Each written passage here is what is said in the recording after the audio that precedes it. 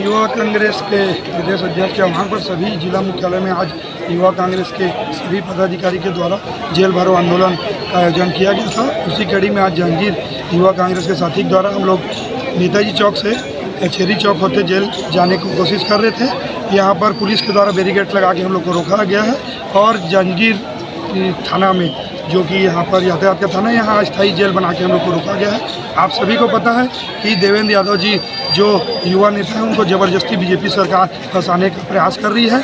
वहाँ देवेंद्र यादव जी जिस दिन घटना हुआ उस दिन गए थे, 15 मिनट ज़मीन में बैठे थे, फिर उनको कुछ कारणवश रायगढ़ जाना पड़ा तो वो रायगढ़ गए।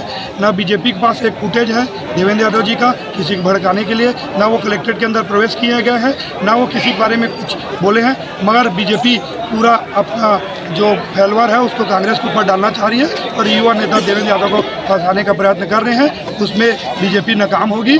युवा कांग्रेस के द्वारा और कांग्रेस पार्टी के द्वारा चरणबद्ध आंदोलन चल रहा है। आज उसी कड़ी में हम लोग के द्वारा जेल भरो आंदोलन किया गया है और अगले कड़ी में भी जो भी निर्देश रहेगा प्रदेश से हम लोग उसको पूर्ण करेंगे।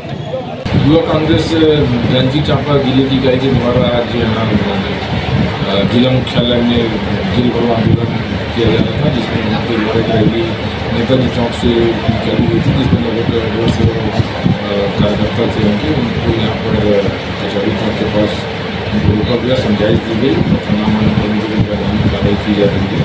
लोगों की संख्या इस रैली में 150 से 200